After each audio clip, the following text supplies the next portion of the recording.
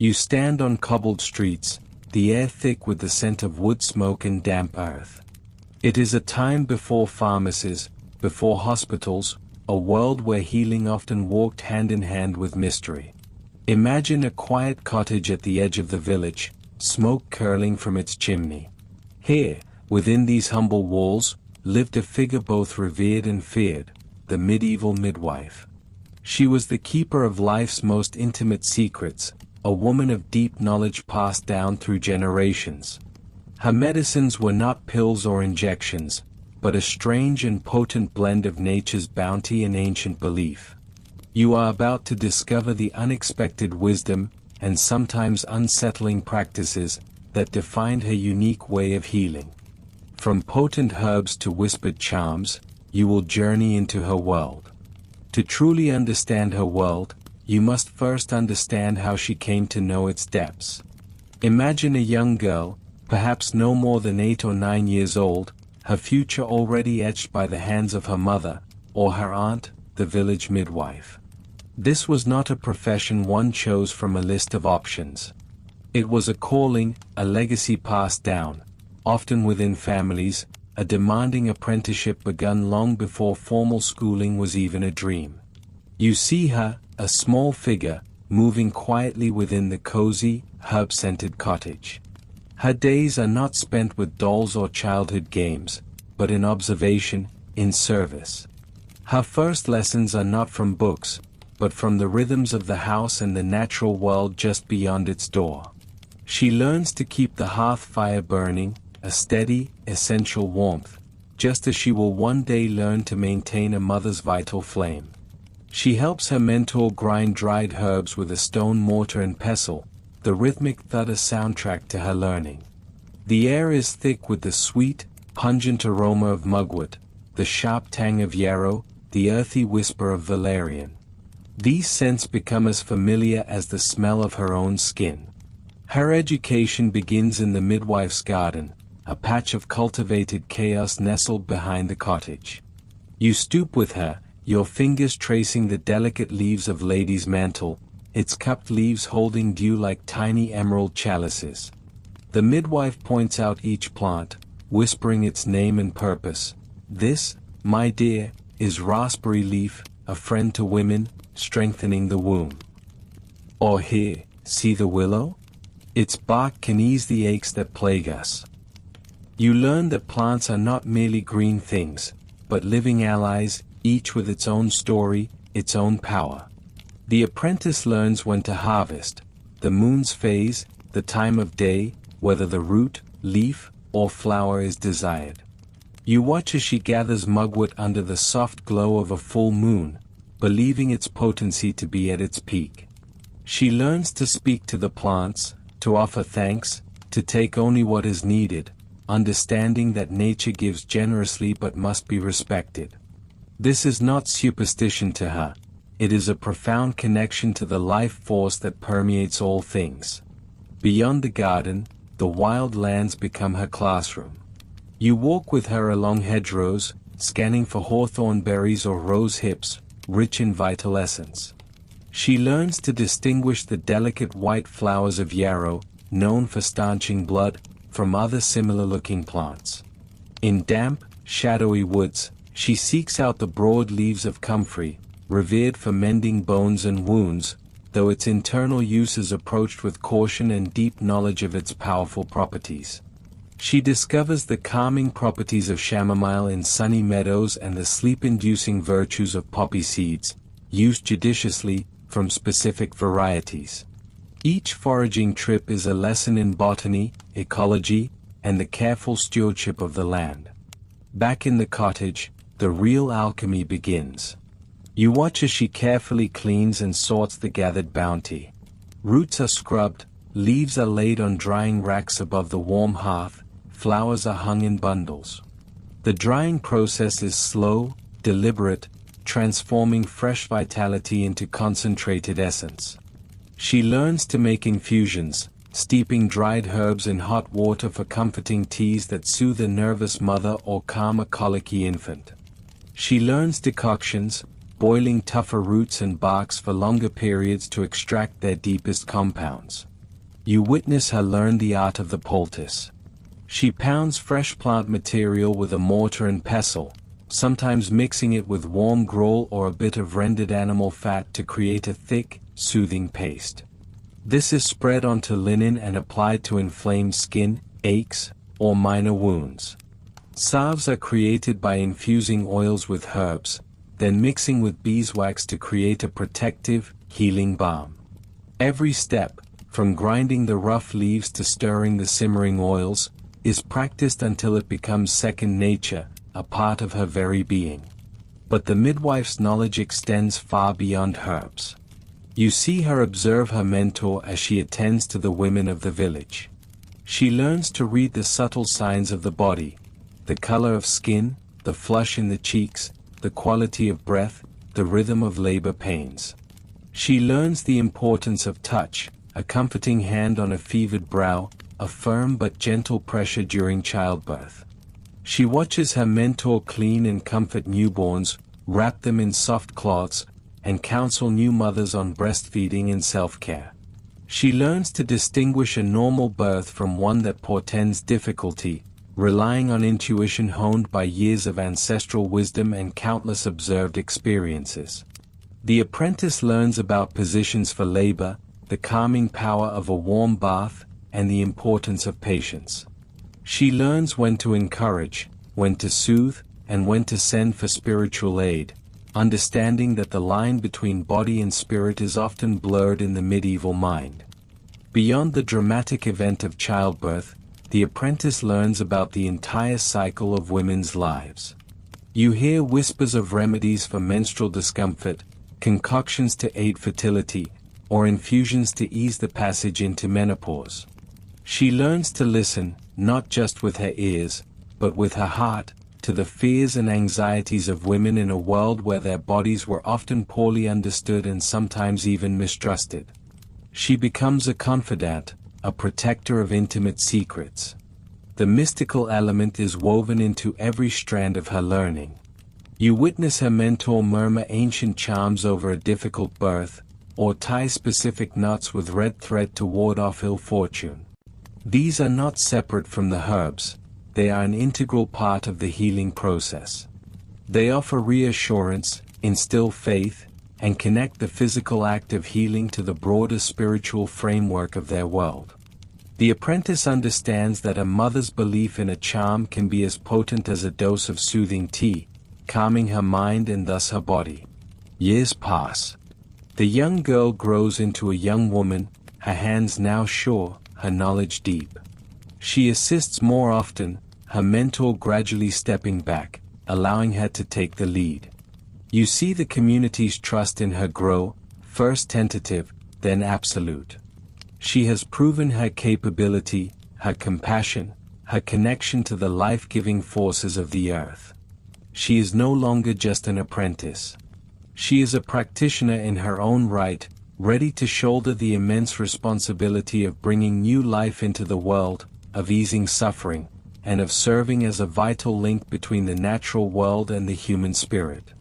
Her training never truly ends. Each birth, each illness, each passing season brings new lessons, new wisdom to add to the rich tapestry of her craft. She becomes the next generation's keeper of the hearth, the garden, and the deepest mysteries of life itself.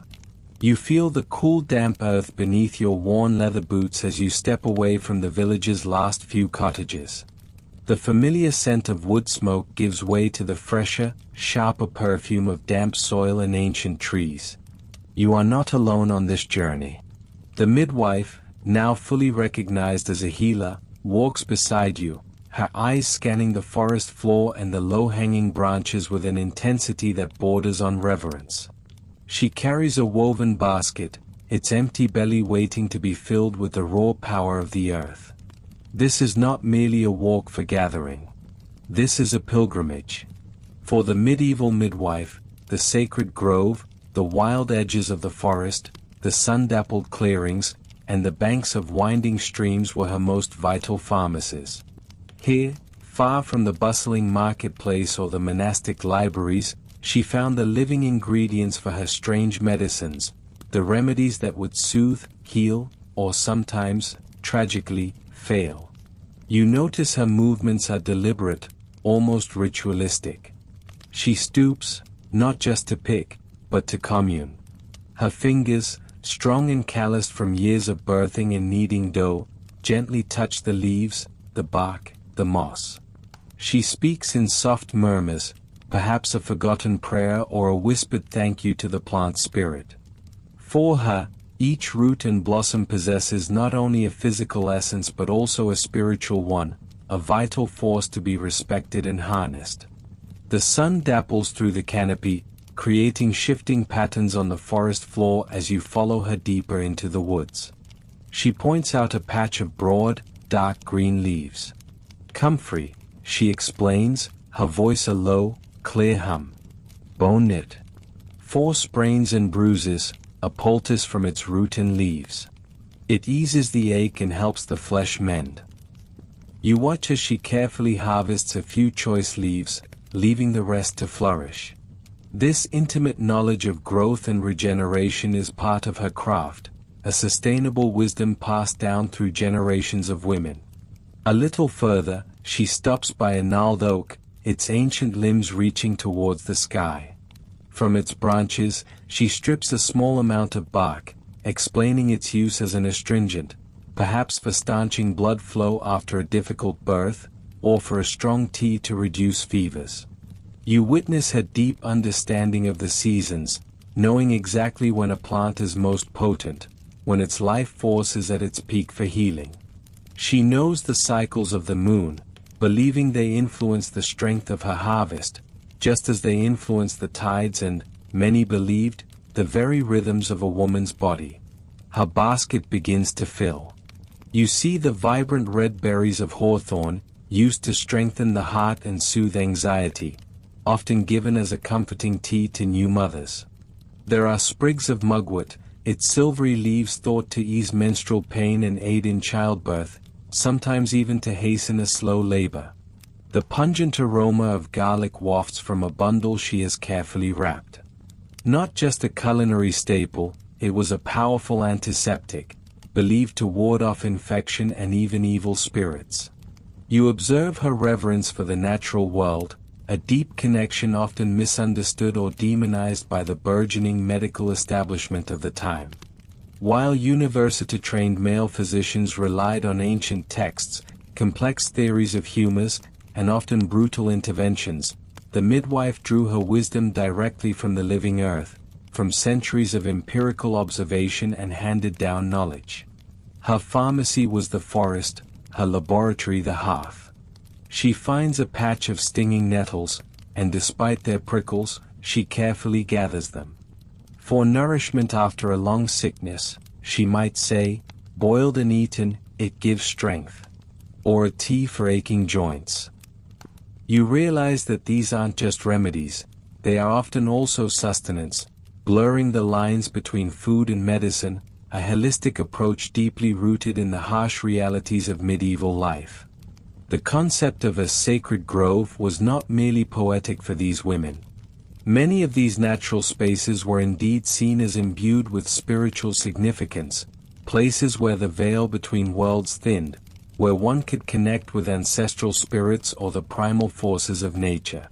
The act of gathering here was itself a spiritual practice, a way of drawing on deeper powers to assist in healing.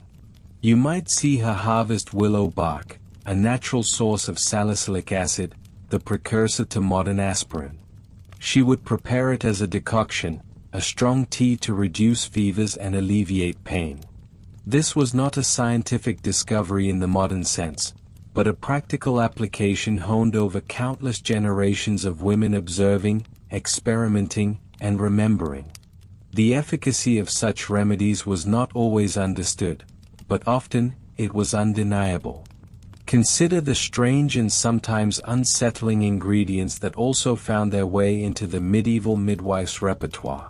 Not all her medicines came from the innocent greenery of the forest floor. Folk beliefs, superstitions, and a desperate search for healing often led to remedies that make a modern person recoil. You might encounter, for example, the use of spider webs to staunch bleeding, a practice surprisingly effective due to their natural clotting properties, though undoubtedly unsettling to witness. Or perhaps powdered human bone, a grim ingredient sometimes prescribed for a variety of ailments, believed to transfer the strength of the deceased to the ailing. The lines between medicine, magic, and desperate hope were often blurred, a reflection of a world where disease was rampant, understanding was limited, and life was fragile. She might speak of using the ashes of a burned toad for certain swellings, or the bile of an animal for internal complaints. These practices, born from a blend of observation, animal lore, and sympathetic magic, were part of the tapestry of her craft. The toad, often associated with fertility and transformation in folklore, might have been believed to impart its resilience. The bile, a powerful digestive fluid, might have been seen as a potent cleanser. You follow her to a small, hidden spring, its water bubbling up from beneath ancient stones. This is not just water, it is sacred water, believed to possess special healing properties. She fills a small vial, perhaps for mixing with powdered herbs, or for a patient to drink for purification. The power of place, the inherent energy of the earth itself, was as much a part of her medicine as any herb. She might gather moss from a particular north-facing stone, or dew from a specific flower before sunrise. The timing, the location, the specific conditions of harvest were all crucial, imbuing the medicine with additional potency, linking it to the cosmic rhythms and the unseen forces of the world. This meticulous attention to detail was not merely superstition. It was a deep form of empirical observation, however different from our modern scientific method. Back at her humble cottage, you watch her transform these raw materials. Her hands, nimble and practiced, sort and clean. She dries herbs on racks above the hearth, preserving their potency. Roots are ground with a mortar and pestle into fine powders. Leaves are steeped in boiling water to create strong decoctions or infusions. Animal fats are rendered and mixed with herbs to form salves and poultices, soothing balms for tired muscles or inflamed skin. Her kitchen is a small laboratory, filled with the rich, earthy aromas of her craft. You see jars of dried herbs lining the shelves, bundles of roots hanging from the rafters. Each container is carefully labeled, though not with Latin script. Instead, you might see a simple drawing of the plant, or a knot in a string to remind her of its purpose. This is a system of knowledge, passed down orally and through direct apprenticeship, not written in books. When a woman in labor cries out for relief, or a child suffers from a fever, the midwife is ready. She might administer a dose of willow bark tea for the pain, or a soothing compress of comfrey for swelling. For a difficult birth, she might prepare a strong infusion of mugwort to stimulate contractions, murmuring ancient incantations as she does so, blending the physical and the spiritual into a single healing act. You might observe her using an amber necklace for teething babies, believing its warmth and perceived magical properties would ease their discomfort. Or placing a small bag of potent herbs, such as rue or vervain, under the pillow of someone suffering from nightmares, to ward off evil influences. These were not just physical interventions, they were acts of care and protection, addressing the spiritual and emotional needs of her patients as well as their bodily complaints. Her medicines were often practical, effective, and deeply intertwined with the folk wisdom of the time. But they were also often viewed with suspicion by the church and by the emerging male medical profession. Her knowledge, derived from nature and passed through generations of women, was seen as primitive, unscientific, or even dangerous. Yet, in the villages and hamlets, it was her hand, guided by the wisdom of the grove, that brought comfort, eased suffering, and often saved lives. You realize that these strange medicines were not random concoctions. They were the culmination of centuries of trial and error, a profound intimacy with the natural world, and a deep understanding of the human body and spirit, all filtered through the lens of medieval belief and necessity. The midwife, with her basket and her wisdom, was a bridge between the wild world and the human village, a keeper of ancient secrets that whispered through the leaves of the sacred grove. The whispers of the sacred grove, the ancient secrets passed down through generations, manifested not just in the midwife's knowing touch, but in the very substances she gathered and prepared. Her remedies were a complex tapestry, woven from plant lore, deep-seated belief, and heartfelt prayer. You stand in the quiet warmth of her cottage, a faint scent of drying herbs and wood smoke clinging to the air, as she demonstrates her craft. Her basket, always near, is a treasure trove of the natural world. You lean closer, catching the sharp, green scent of yarrow, an herb as common as the roadside weeds it resembles, yet imbued with potent powers. This slender plant, she might tell you, stanches bleeding, cools fevers, and even, some believed, could ward off evil spirits. She might steep its leaves in hot water for a tea to calm an agitated stomach, or crush its flowers into a paste for a fresh wound.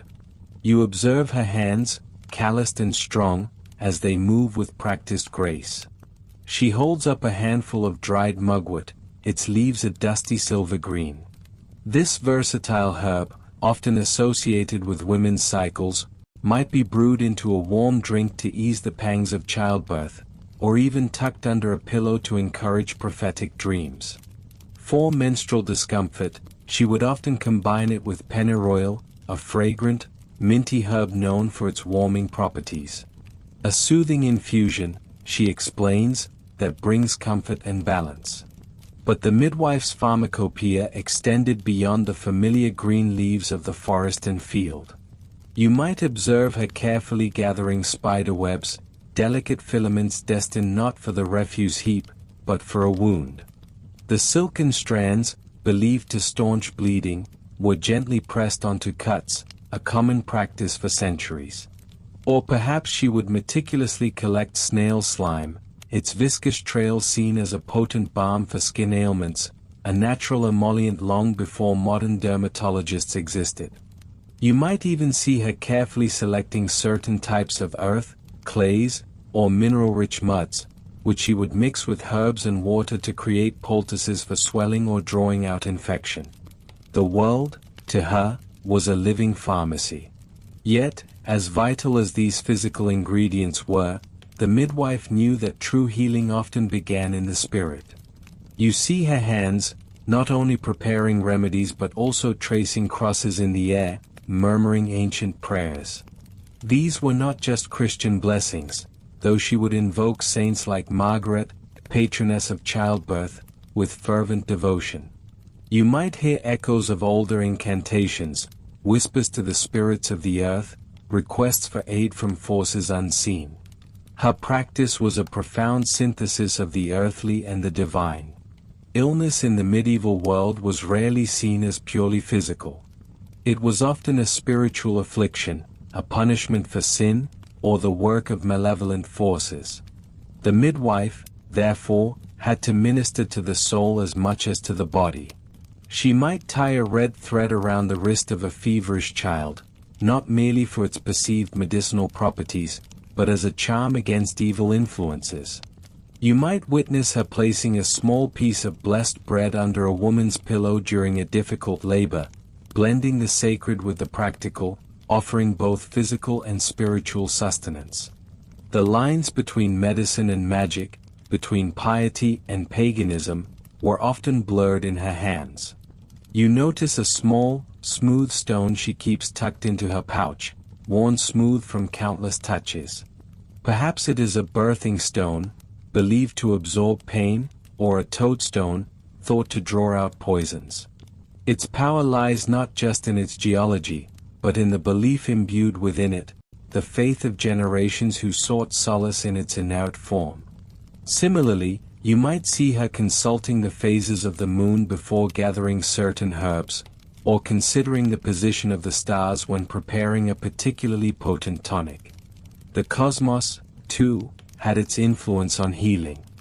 For persistent aches, she might instruct a patient to apply a poultice of willow bark, the very precursor to modern aspirin, for its fever-reducing and pain-relieving properties. But as you watch her prepare this, you hear her recite a quiet prayer to Saint Blaise, asking for relief from the sufferer's pain. This layering of methods was not seen as contradictory, but rather as complementary. Every avenue to healing was explored, from the tangible to the unseen. When a child suffered from the dreaded rickets, a condition causing soft bones, the midwife might recommend a diet rich in sunlight and certain foods. But she would also prepare a special amulet, perhaps a tiny bag of herbs and blessed salt, to be worn around the child's neck. This dual approach, addressing both the physical symptoms and the perceived spiritual vulnerabilities, was characteristic of her comprehensive care. For a child with a persistent cough, she might offer a spoonful of honey infused with horehound, a bitter but effective herb. And then, she would murmur a blessing, asking for the cough to leave the child's body and return to the earth from which it came. Her knowledge was holistic, seeing the patient not as a collection of symptoms, but as an entire being influenced by their body, mind, and spirit, and by the world around them.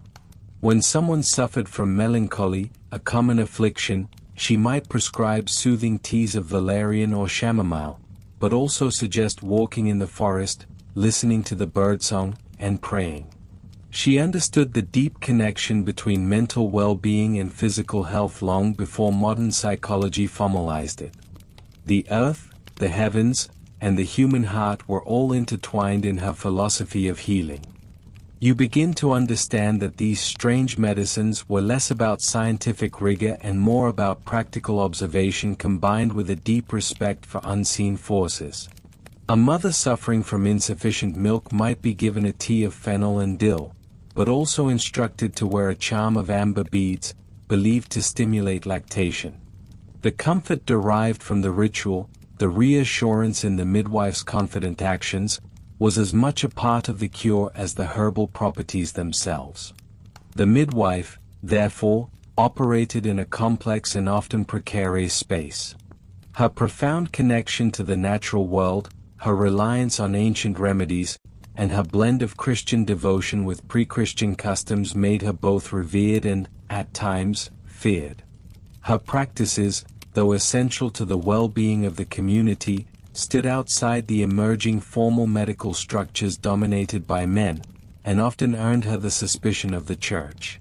Yet, in the quiet desperation of a birthing room or the throes of a fever, it was her unique blend of potions and prayers, her intimate knowledge of body and spirit, that the people trusted and sought. Segment 4, Part 4. You step closer, peering over the midwife's shoulder as she stirs a steaming concoction. The air in her small, humble dwelling is thick with the scent of damp earth, dried herbs, and something else, something metallic and faintly animal. While you might associate medieval healing with simple herbal teas and poultices, you soon discover that the midwife's pharmacopoeia extended far beyond the garden gate, reaching into territories that would make even the hardiest modern stomach churn. Consider for a moment the medieval understanding of the body and illness. Sickness was not merely a physical malfunction, it was often seen as an imbalance of humors, a spiritual affliction, or even the work of malevolent spirits. To combat such varied threats, the remedies had to be equally diverse, drawing from every corner of the known world, and sometimes, from the very edge of human comfort. You watch as she carefully grinds a dried toad. Yes, a toad. Not for a spell, not for a curse, but for medicine. The common toad, its skin toxic to predators, was believed to hold potent healing properties. For example, a dried and powdered toad, perhaps mixed with honey or vinegar, might be applied to a wound to prevent infection or even ingested for certain internal ailments. The logic, in its twisted medieval way, was rooted in a concept called sympathetic magic, where like effects like, or where a creature's perceived properties could be transferred to the patient. Imagine the smell as she prepares a poultice for a patient suffering from a fever. It might contain not just soothing mallow leaves, but also fresh animal dung. Yes, animal excrement, particularly from cows or dogs, was a surprisingly common ingredient in medieval medicine. It was believed to draw out heat or infection, a crude form of counter-irritation or absorbent. You might wrinkle your nose, but to a desperate mother watching her child burn with fever, the midwife's confidence in such a remedy offered a glimmer of hope. The remedies for difficult childbirth were often the most urgent and, to you, the most bizarre. If a woman struggled in labor, the midwife might administer a drink containing powdered mouse or weasel womb, sometimes even the ashes of burned parchment with specific prayers written on them. These were thought to encourage the womb to open, acting as a potent, if repulsive, form of sympathetic aid. You might hear her whisper an incantation as she prepares these, invoking saints or ancient spirits, blending the sacred with the profane in a desperate plea for life. But it was not just animals that contributed to this strange apothecary. The human body itself was seen as a source of potent remedies. You might recoil as the midwife carefully collects a lock of hair from a deceased child, or perhaps a nail clipping. These were not for dark magic in her hands, they were believed to hold curative power, especially for conditions affecting hair or nails, or as protective charms against future illness. The boundaries between medicine, folklore, and what you might call superstition were incredibly fluid, almost non-existent. Consider the remedy for eye ailments, a persistent problem in a world of smoky fires and poor sanitation. You might expect an herbal eye wash, and indeed, many were used. But alongside these, you might find remedies involving the bile of a hare, or even the blood of a bat. These substances, believed to possess keen sight or nocturnal vision, were thought to transfer their attributes to the ailing human eye. You can almost feel the sting in your own eyes just imagining such an application. For persistent warts, the midwife might instruct you to rub the wart with a piece of raw meat, then bury the meat under a stone at midnight, believing that as the meat decayed, so too would the wart vanish. Or perhaps she would advise you to touch the wart with a snail, then impale the snail on a thorn bush, again, linking the snail's fate to the wart's disappearance. These practices, while not involving ingestion, highlight the deep belief in connection and transference, a hallmark of medieval folk medicine. The use of certain stones and minerals also played a vital role. You might see a small, smooth pebble tied around a child's neck to ward off coughs, or a piece of amber believed to alleviate pain. While some stones were chosen for their perceived magical properties, others might have been valued for their texture or the simple comfort they offered. For example, jet, a form of lignite, was often worn as a protective amulet against various ailments and negative influences. Perhaps one of the most unsettling remedies you encounter involves moss. Not just any moss, but the moss growing on human skulls found in ancient burial grounds. This moss of a dead man's skull was highly prized for its supposed ability to stop bleeding, particularly nosebleeds. It was a macabre ingredient, yes, but in a world without modern antiseptics or clotting agents, every possible avenue for healing was explored, no matter how grisly. You realize that these strange ingredients were not chosen out of malice or ignorance, but from a pragmatic, often desperate, attempt to find solutions in a world where disease was a constant, terrifying companion. The midwife, with her intimate knowledge of the land, its creatures, and its forgotten lore, was merely drawing from the vast, often unsettling, wellspring of medieval belief. She observed, she experimented, and she passed down remedies through generations, some effective, some harmlessly ritualistic, and some, like powdered toad or human skull moss, truly shocking to modern sensibilities. Her confidence, her steady hands, and her unwavering belief in the efficacy of her methods were themselves powerful medicines. In a time when the causes of illness were mysterious and often attributed to divine displeasure or evil spirits, the midwife offered tangible actions, a sense of agency against the unseen. You might find yourself, in a moment of true desperation, accepting a cup with a strange, earthy smell, trusting that her wisdom, however strange its origins, might just save a life. The world of the medieval midwife was one where the boundaries between the natural and the supernatural were blurred, where the physical and the spiritual were inextricably linked. Her medicines, strange as they appear to you now, were a direct reflection of that interconnected worldview, a tapestry woven from plants, animals, human remains, and the very fabric of belief itself. She was a practitioner of a holistic medicine, one that addressed not just the body, but the mind and spirit, using whatever means available, no matter how unconventional. This journey into her apothecary reveals not just a collection of bizarre ingredients, but a profound insight into the medieval psyche. It shows a people willing to embrace the uncomfortable, even the repugnant, if it promised relief from suffering.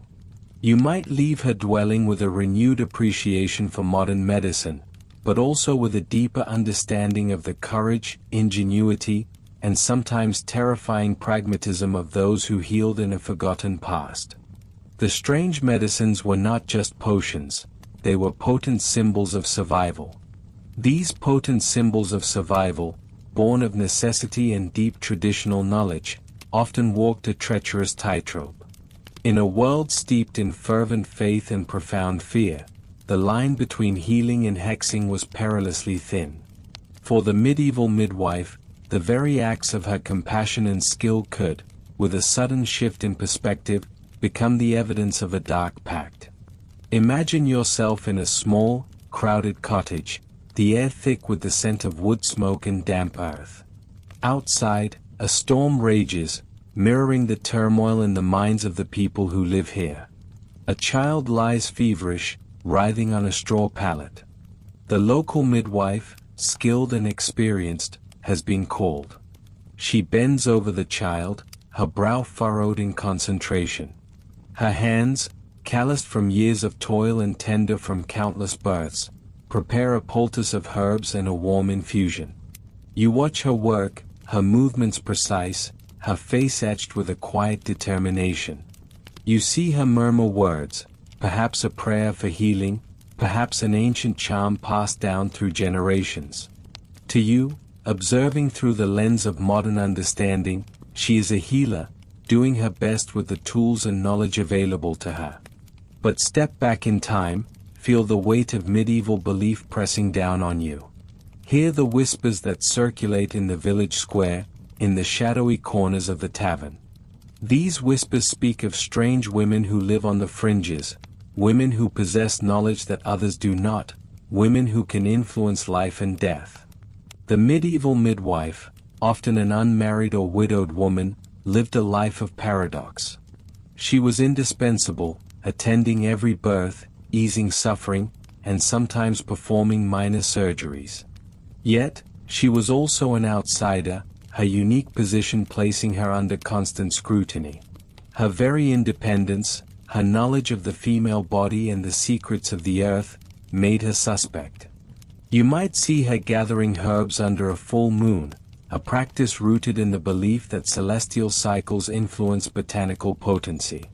Others might interpret this as a sinister ritual, a communion with dark forces. You might watch her prepare a potion to ease the pains of childbirth, an intricate blend of plant extracts and perhaps even a carefully prepared animal part, like dried toad skin, which was believed to ward off evil during delivery. This could be seen as a magical concoction, a charm rather than a medicine. Consider the act of childbirth itself. It was a perilous journey, often ending in tragedy.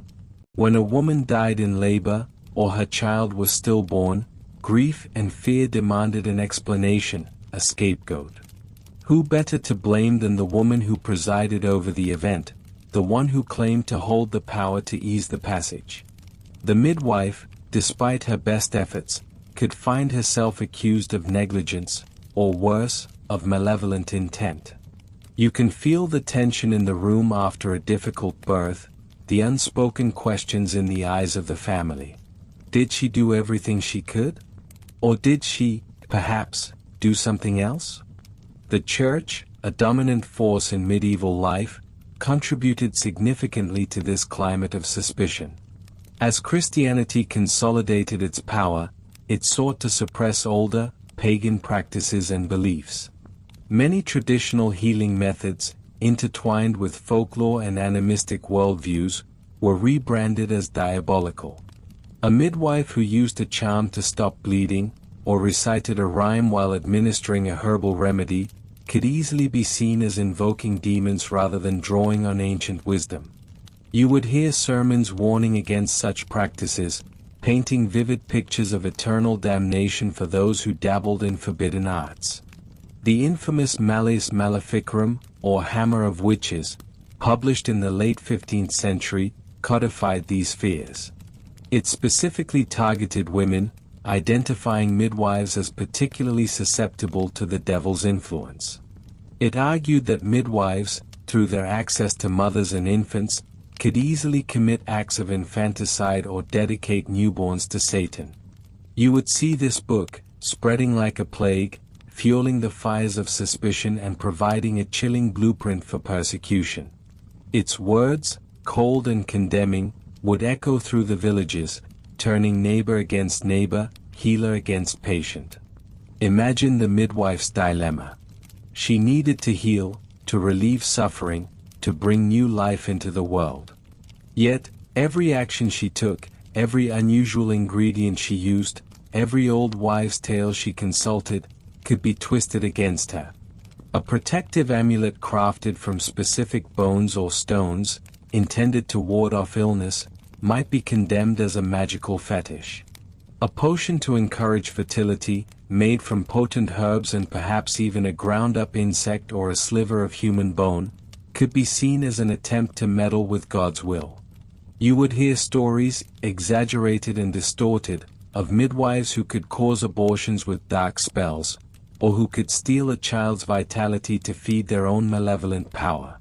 These were not just idle tales, they were accusations that could lead to torture, to trial, and to a fiery death. You would feel the prickle of fear when a child suddenly fell ill, or a crop failed, and the village elders cast a searching eye towards the woman who healed with herbs and whispers. Her knowledge of women's bodies, of conception and contraception, was particularly threatening. Remedies to prevent unwanted pregnancies, or to encourage a desired one, were viewed with extreme suspicion. Such interventions were seen as attempts to usurp divine authority, to control the sacred process of creation.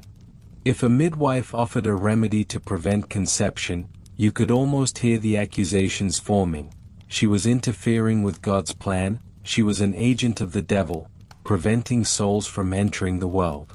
So, when the midwife presented you with a concoction containing a powdered piece of human bone, or a charm made from a stolen lock of hair, was it wisdom or witchcraft?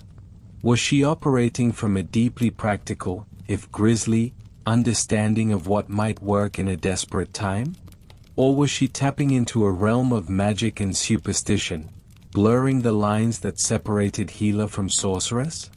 The answer, for many in the Middle Ages, depended entirely on their belief system, their fears, and the outcomes they witnessed. The tragedy of the medieval midwife lies in this constant, harrowing ambiguity. She was a woman of science in an age without scientific method, a practitioner of medicine born from empirical observation and tradition, yet condemned by an emerging worldview that conflated the unknown with the unholy. You can almost feel the weight of that judgment, the pressure to conform, to shy away from anything that might be misinterpreted. Yet, her commitment to alleviating suffering often compelled her to push those boundaries, to use every tool at her disposal, no matter how unconventional. Her strange medicines, then, were not just a reflection of limited medical knowledge. They were also a stark illustration of the perilous social and spiritual landscape she navigated. Every plant she plucked, every animal part she prepared, every incantation she murmured, carried with it the potential for both salvation and damnation. In her hands, the power to heal was always shadowed by the fear of being seen as a witch. You can almost hear the crackle of the fire, the desperate pleas of the accused, the chilling silence of those who dared not speak in her defense. Her story is a testament to the courage of those who sought to heal in a time when understanding was often overridden by superstition, and compassion could be fatally mistaken for malevolence. You step with her now, from the hushed fear of accusation into the bustling reality of her craft, into the heart of her daily labor. You follow her through the dappled light of an early morning, the air still cool and damp, as she makes her way to a patch of overgrown hedgerow, or perhaps deeper into the whispering woods. This is where her strange medicines truly begin, not in a dusty apothecary or a scholar's tome, but in the very earth beneath your feet. Watch as her experienced hands, gnarled and strong, move with purpose. She is not merely plucking leaves or roots, she is conversing with the plants, understanding their cycles, their hidden powers. For every common ailment that plagued the medieval world, fevers that burned through bodies like wildfire, the agonizing pangs of childbirth, the quiet sorrow of a barren woman, the festering sores that refused to heal, she had a remedy, often one steeped in centuries of oral tradition, interwoven with folk belief and raw, empirical observation. Consider, for example, the mandrake root. You might picture it shrieking when pulled from the soil, a human-like form imbued with dark magic. And indeed, its use was often accompanied by protective rituals, by the fear of its potent spirit. But in the hands of a skilled midwife, prepared with precision, mandrake could be a powerful narcotic, an anesthetic to dull the searing pain of a difficult delivery, or a sedative to calm a distressed patient. A few drops of its prepared essence might bring a blessed, if temporary, oblivion, allowing a mother to rest, or for a painful procedure to be undertaken. The line between medicine and poison was impossibly thin, and the dosage, often determined by instinct and generations of trial and error, was everything. Too much, and a patient might never wake. Too little, and the suffering would continue unabated. Then there was the opium poppy, its milky sap a recognized balm for pain long before modern pharmacy. You watch her carefully score the unripe seed pods, collecting the sticky resin. This, too, was a double-edged sword, offering profound relief but also the insidious grip of addiction. She would prepare a laudanum, perhaps, a tincture dissolved in alcohol, administered in small, measured sips to calm a screaming infant with colic, or to ease the relentless ache of chronic illness. You can almost taste the bitter sweetness on your tongue, feel the wave of dullness spread through your limbs. This was not a drug given lightly, but when suffering was absolute, it was a profound mercy. Yet, her pharmacy extended far beyond the readily understood properties of plants. You see her collect spiderwebs, not for their delicate beauty, but for their perceived hemostatic qualities, carefully pressing them onto wounds to staunch bleeding, convinced they held the power to bind and heal. You might wrinkle your nose as she instructs a mother to drink a concoction containing the ashes of a burned toad for fertility, or to wear a dried newt around her neck to ward off miscarriage. These were not based on chemical analysis, but on sympathetic magic, on the belief that like affected like, or that creatures of the earth held innate powers that could be harnessed. The toad, a creature of transformation, for rebirth; the newt, resilient and mysterious, for protection. Imagine the bedside of a woman in protracted labor. You feel the tension in the air, the collective anxiety. The midwife, having tried simpler herbal infusions to stimulate contractions, might resort to something far more esoteric. Perhaps a potent brew made from ergot, a fungus growing on rye. She knows its power to contract the uterus, to push the child forth. But she also knows its danger, its ability to cause convulsions, or even death, if misused. The risk was immense, but so was the desire to save both mother and child when all else failed. You see the desperate hope in the eyes of the family, the unwavering resolve in her own. This was the raw edge of medicine, where hope and peril walked hand in hand. Her methods were not just physical, they were profoundly spiritual. You hear her murmur prayers as she applies poultices, invoking saints and blessings alongside the active ingredients. She might tie knots in a cord while speaking ancient words, believing that the knots could bind away illness, or release a child stuck in the birth canal. She might place specific stones under the bed, or hang particular amulets from the rafters, each chosen for its symbolic power to attract good fortune or repel evil. These were not seen as separate from medicine, but as an integral part of healing, addressing the body, mind, and soul in a holistic way. For the medieval mind, sickness was often seen as a spiritual affliction, a punishment, or the work of malevolent forces. Therefore, the cure had to encompass all these dimensions. The knowledge she possessed was hard-won. It was not found in books, for most midwives were illiterate. Instead, it was passed down through generations, whispered from mother to daughter, from elder to apprentice. You see the young girl, perhaps her own daughter, watching her every move, memorizing the shape of a leaf, the texture of a root, the exact moment to harvest, the precise manner to prepare. She learned by doing, by observing countless births, by tending to innumerable ailments. Every success cemented a practice, every failure, a hard lesson. This was an empirical science of a different kind, one built on observation and tradition, rather than controlled experiments.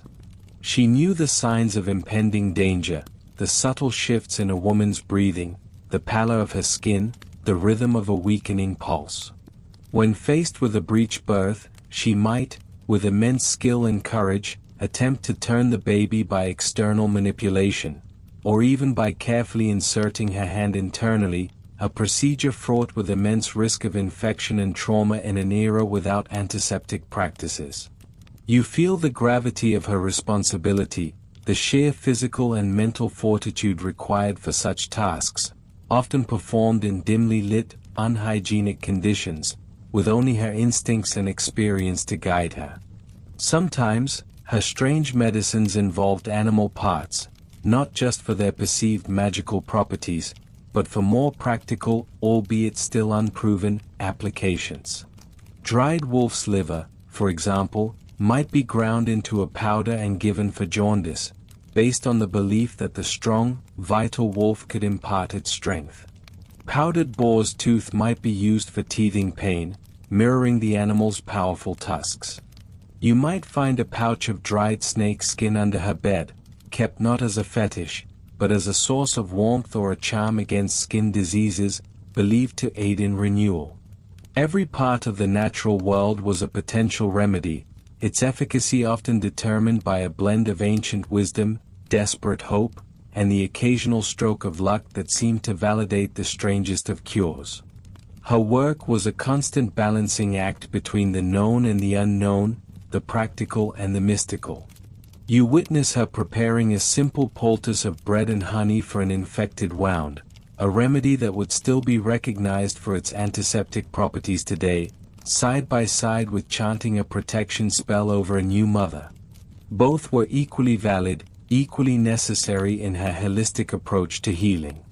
She did not differentiate between what we now call science and superstition. For her, they were two sides of the same coin, each offering a pathway to alleviate suffering and restore balance. In the crucible of her practice, where life and death hung by a thread, she was forced to innovate, to adapt, to push the boundaries of what was considered acceptable.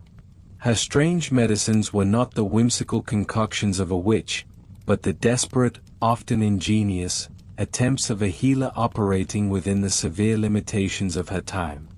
You come to understand that her courage lay not just in facing the social dangers, but in her unwavering commitment to applying every conceivable method, no matter how unconventional or perilous, to save a life, to ease a pain, to bring a new soul into the world.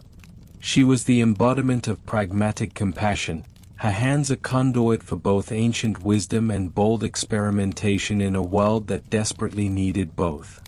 You understand that in an era before modern medicine, pain was not an abstract concept.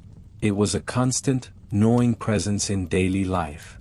You need only imagine the simplest cut, the smallest infection, the ache of worn joints from relentless labor, to grasp the sheer suffering that shadowed every existence. Think of a tooth extraction, a broken bone setting, or the prolonged, excruciating ordeal of childbirth. There was no sterile environment, no local anesthetic, no widely available, reliable relief from the screaming agony that could turn an ordinary day into an unending torment. It is here, in the heart of this raw, unyielding reality, that the midwife truly became a sorceress of solace. Her understanding of the natural world, honed over generations, was not just about bringing life forth, but also about easing its inevitable pains. She was an alchemist of comfort, her hands stained with the juices of plants that promised a brief respite, a moment of oblivion, or at least a dulling of the sharp edges of agony. You watch her move, her worn fingers sorting through dried herbs, her nose discerning the subtle sense of potential salvation. Consider the opium poppy. You may picture it as a vibrant flower, its petals a splash of crimson or white, nodding gently in the summer breeze. But in her hands, it transforms into a powerful agent. The milky latex harvested from its unripe seed pods, when dried, becomes opium, a substance known since antiquity for its profound analgesic properties. She might prepare a decoction, a strong tea, for someone racked with a fever or suffering from an agonizing wound. You would witness the slow relaxation of tense muscles, the gradual slackening of a jaw clenched in pain, the eyelids fluttering as sleep, perhaps the first true sleep in days, finally descends. But the poppy, for all its power, was a dangerous ally. Too much, and the sleep could deepen into a fatal slumber, the breath growing shallow until it ceased altogether. It was a fine line, a perilous balance that she, through careful observation and inherited wisdom, learned to walk. You see her measure, not with precise scales, but with the intuition born of countless experiences, a spoonful here, a pinch there, a prayer whispered under her breath for guidance. Then there was mandrake, a plant shrouded in folklore and fear. Its root, often resembling a gnarled human figure, was said to shriek when pulled from the earth, a cry that could drive a man mad. Superstition, yes, but also a recognition of its potent, almost supernatural, effects. Mandrake contains powerful alkaloids that induce a state of profound sedation and hallucination. When administered carefully, it could render a patient unconscious, making it invaluable for minor surgeries, setting bones, or indeed, easing the pain of a difficult birth. Imagine you are assisting her. She grinds the dried mandrake root into a fine powder, perhaps mixing it with wine or water, creating a draught that would be offered to the suffering individual. You might see the patient's eyes glaze over, their body relax, their cries subsiding into a low moan as they drift into a deep, drug-induced sleep. This was a temporary reprieve from reality, a journey to a dreamscape where pain held no sway. The danger, like with opium, was immense. An overdose could lead to coma and death, underscoring the midwife's critical role as both healer and vigilant guardian against accidental harm. She also understood the power of henbane, another plant in the Solanaceae family, cousin to the mandrake. Its leaves and seeds, when prepared as a tincture or an infusion, offered a similar pathway to pain relief and sedation. Henbane's effects were less dramatic than mandrake's, often producing a dreamy state, relieving muscle spasms, and dulling nerve pain. It might be used for someone suffering from chronic pain, perhaps the persistent ache of rheumatism or the gripping spasms of internal ailments. You would witness the subtle shift in their demeanor, a loosening of their grip on distress, a faint smile perhaps playing on their lips as the plant's gentle embrace took hold. Perhaps one of the most ingenious methods of medieval anesthesia was the sleeping sponge.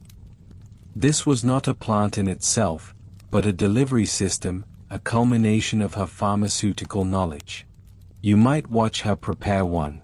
A natural sponge would be steeped in a potent mixture of the juices of mandrake, opium, henbane, and sometimes hemlock or deadly nightshade. Once thoroughly saturated and dried, these sponges could be kept and used when needed. When required, the sponge would be re-moistened and held to the patient's nose and mouth, allowing them to inhale the vapors of these powerful narcotics. You would see the patient, perhaps a man with a festering wound requiring lancing, or a woman suffering from the profound pain of a miscarriage, inhale deeply. Slowly, the strong odors would permeate their senses, and the potent compounds would begin their work. Their breathing would deepen, their eyelids would droop, and soon, they would drift into a state of semi-consciousness, their body numb to the pain, their mind adrift from the present horror. This allowed the midwife, or a barber surgeon if one was present, to perform necessary, albeit crude, procedures with less resistance and agonizing cries from the patient. And what of the bloodroot, the plant referenced in our very title? This striking perennial, with its white flowers and distinctive red sap, was indeed part of her pharmacopoeia, especially in the Americas where indigenous peoples had long recognized its medicinal properties. While primarily known for its emetic and expectorant qualities, and used in traditional remedies for skin conditions and respiratory issues, certain preparations were also employed as a sedative and analgesic. The red sap, a powerful alkaloid-rich substance, could be applied topically for pain relief, or prepared in very diluted forms for internal use, though its extreme potency required exceptional caution. You might see her carefully extract the sap, its crimson hue staining her fingers, a stark reminder of the plant's potent nature. Applied as a poultice, perhaps to a swollen joint or a painful lesion, it offered a different kind of relief, a topical numbing that might not plunge you into slumber, but would certainly soothe the localized torment. Her knowledge of bloodroot, whether learned from indigenous healers or through her own experimentation with plants brought from afar, highlights her broad and adaptive approach to healing. Beyond these more dramatic anesthetics, she also employed simpler, yet effective, pain relievers. Willow bark, for example, contains salicin, a compound similar to modern aspirin. You might watch her strip the bark, boil it, and offer the bitter tea to someone suffering from a headache, fever, or inflammatory pain. It was a gentler remedy, but one that offered genuine, if less immediate, comfort. Cannabis, too, was known in some medieval texts for its analgesic and anti-inflammatory properties, potentially offered as an infusion or a topical application. Alcohol, in its various forms, was also a common tool. A strong draught of wine or ale, while not a true anesthetic, could dull the senses, loosen inhibitions, and provide a temporary escape from physical pain and emotional distress. It was a crude but readily available option, often used in conjunction with other herbal remedies to enhance their sedative effects or simply to help the patient cope. You come to appreciate that her skill was not just in knowing which plant to use, but how to prepare it, in what dosage, and for whom. Every person was different, every body reacted uniquely. She was a keen observer, learning from each success and each failure, constantly refining her art. Her laboratory was the forest, the field, and her own small garden patch, brimming with life and death, healing and harm. In a world devoid of sterile environments, modern pharmaceuticals, or understanding of germ theory, the midwife's ability to offer pain relief was nothing short of miraculous. She operated on the very edge of knowledge, guided by empirical evidence and a deep, empathetic connection to the suffering of others. You witness her quiet determination, her steady hands, her compassionate gaze, as she administers a sleeping draught, applies a poultice, or simply holds a hand. Her strange medicines, then, were not just remedies, they were acts of profound courage and innovation. They represented a defiant stand against the relentless agony of existence, a testament to the enduring human need for comfort and solace. She was not just healing bodies, she was soothing souls, offering dignity in the face of suffering, and granting a brief, precious reprieve from a world saturated with pain. You recognize that her strange medicines were, in fact, humanity's earliest attempts to conquer one of its most ancient and formidable foes, the relentless grip of pain. And in her hands, these potent plants became instruments of grace. Segment 8, Part 8. Beyond the quiet grace of pain relief, her world of medicine extended into realms that would shock and mystify modern sensibilities. You are now invited deeper into the secrets of her satchel, into the earthen jars and dried bundles that line her modest shelves. Here, the subtle art of healing intertwines with the ancient whispers of the earth itself, and sometimes, with beliefs that hover on the edge of the mystical. You lean closer, inhaling the mingled scents of dried herbs, beeswax, and something faintly earthy, almost metallic. This is her apothecary, a testament to centuries of trial and error, a library of nature's remedies passed from mother to daughter, from elder to apprentice. Each ingredient has a story, a specific purpose in the intricate tapestry of human health and suffering. Consider the common mallow, its gentle leaves and flowers used to soothe inflamed skin or calm a restless stomach. You might see bundles of yarrow, known for its ability to staunch bleeding, a vital tool in the aftermath of a difficult birth. Then there is shepherd's purse, another powerful herb for hemorrhage, often brewed into a tea, its effects understood through generations of observation, long before anyone conceived of its chemical compounds. But her remedies stretch beyond the simply practical. You notice a small, carefully wrapped bundle of mugwort, a plant steeped in lore and power. It is said to aid in childbirth, to ease menstrual pain, and even to ward off evil spirits. For the midwife, these two aspects are not separate. A woman's health is not merely a physical state, it is deeply entwined with her emotional and spiritual well-being. So, a potion of mugwort might be administered with a murmured prayer, or a sprig might be placed beneath a laboring woman's bed, offering both physical and psychological comfort. You recognize that the placebo effect, though unnamed, was a powerful ally. Her strange medicines also include powerful, even dangerous, ingredients. You might glimpse small quantities of ergot, a fungus that grows on rye. In minute, carefully measured doses, ergot was known to stimulate uterine contractions, useful for accelerating a slow labor or expelling the placenta. Yet, even a slight miscalculation could be catastrophic, leading to convulsions, gangrene, or death. This is where her accumulated wisdom, her innate understanding of dosage and the individual patient, became paramount. She walked a precarious tightrope between healing and harm, guided by an empirical knowledge few men of medicine possessed. You observe her preparing a remedy. She grinds dried poppy seeds in a stone mortar, releasing their potent narcotic properties. This is not for a general ache, but for truly agonizing pain, perhaps a woman suffering from cancer or the relentless throes of a stone. She might mix it with honey, or brew it into a dark, viscous syrup. The risk of addiction is not fully understood, but the immediate need for relief often outweighs distant concerns. Her treatments for infertility are equally fascinating and often rooted in both observation and folklore.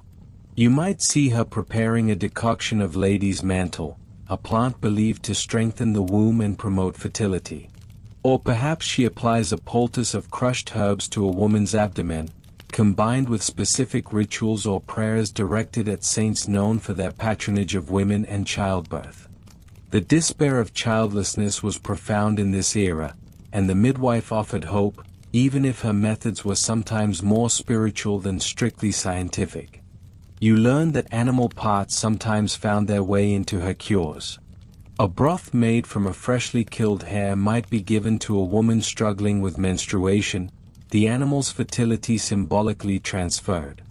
Or perhaps a piece of amber, believed to possess healing energies, might be worn as an amulet. These are not always rational choices by modern standards, but in a world where the lines between science, magic, and religion were blurred, every avenue for healing was explored. Consider the role of fumigations. For certain ailments, especially those of the female reproductive system thought to be caused by wandering wombs or bad humors, she might instruct a woman to sit over a steaming pot of herbs, the fragrant vapors intended to purify, cleanse, or draw out disease. These could be practical, for example, soothing inflamed tissues with warm, moist air and herbal essences. But they also tapped into ancient beliefs about air, scent, and internal balance. Her strange medicines also tackled skin complaints, a constant problem in a world without modern hygiene. You might see her mixing a salve from beeswax, olive oil, and various herbs like comfrey or plantain to heal wounds and reduce inflammation. For skin eruptions or infections, she might apply a dressing soaked in a solution of fermented herbs, relying on the antiseptic properties of the plants, or even the mild acidity of the fermentation. You watch her prepare a birth control remedy, a controversial and often secretive practice.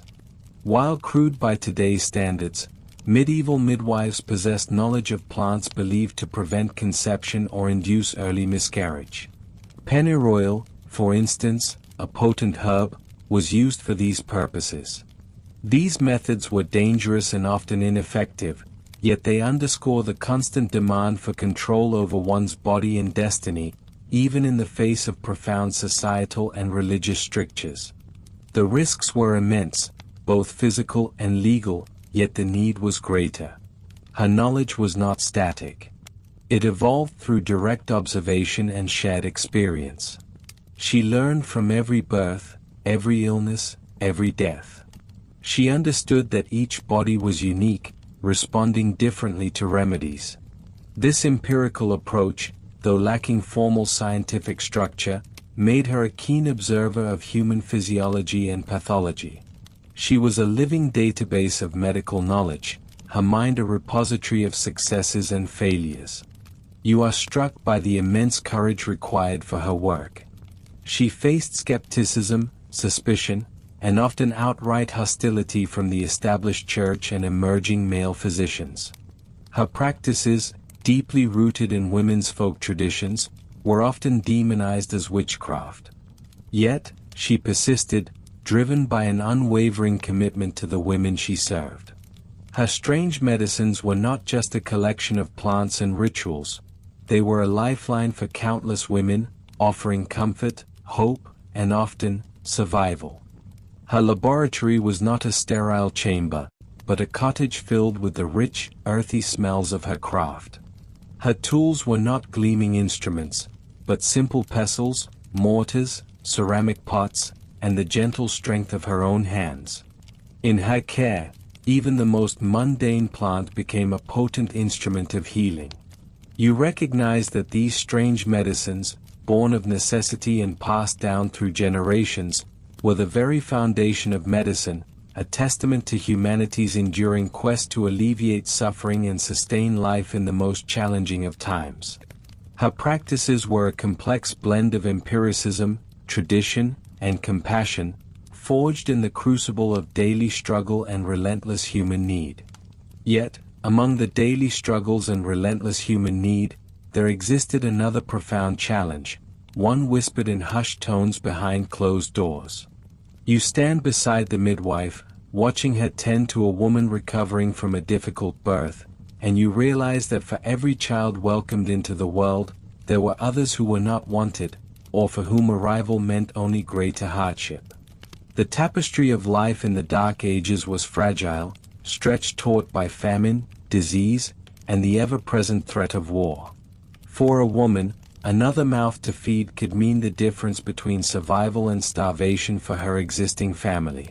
A pregnancy born of violence, or one that threatened her own life, presented an agonizing dilemma.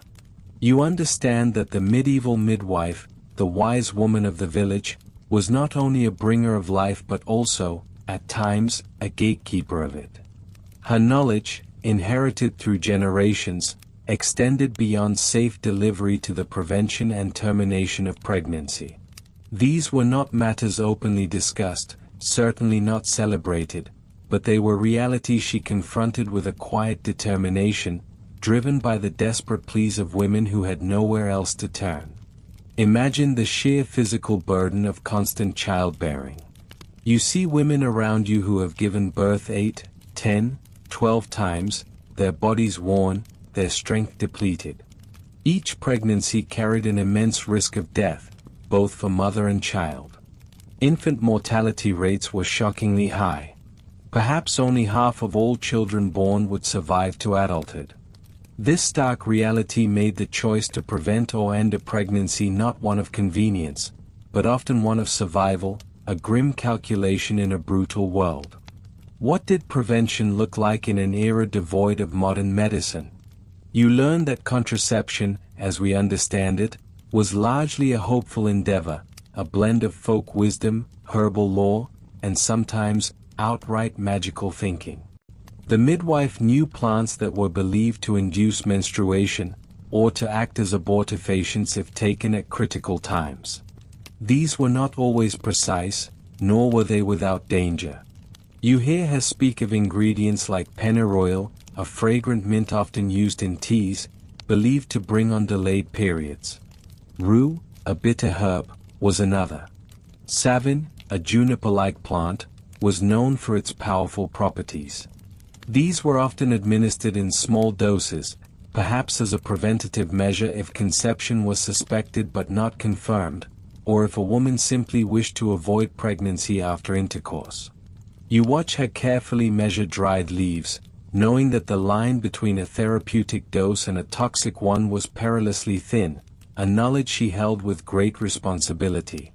Beyond herbs, you encounter other methods, some more symbolic than scientific. Pessaries, small plugs inserted into the vagina, were sometimes concocted from substances like beeswax, honey, or even crocodile dung, though the latter was likely a relic of ancient Egyptian texts rather than common medieval practice. You might find women attempting to block conception with charms, or by performing certain rituals after intercourse, hoping to shake out the seed. The belief in sympathetic magic was strong. If you wanted to prevent life, perhaps you consumed barren plants, or carried stones thought to possess infertile properties. Yet, despite these attempts at prevention, pregnancies still occurred where they were not wanted, where they posed an existential threat. And so, the midwife was also called upon for the most desperate of measures, abortion. You understand that the moral landscape around abortion in the Dark Ages was far more complex than popular understanding often suggests. While the Church condemned it, particularly once the fetus was quickened or ensouled, definitions of when that occurred varied. Early in pregnancy, before quickening, the moment a woman felt the fetus move, some theologians viewed it differently, sometimes as an expulsion of unformed matter rather than a homicide. This nuance, however, offered little comfort to a woman in distress. You see the fear in their eyes, the quiet desperation when they come to the midwife. They risk not only their lives but also social ostracization, and perhaps even legal punishment, though laws were often inconsistently applied and difficult to enforce in secret. The midwife, in turn, risked her reputation, her freedom, and even her life by engaging in such practices. Her methods for inducing abortion were often harsh and dangerous.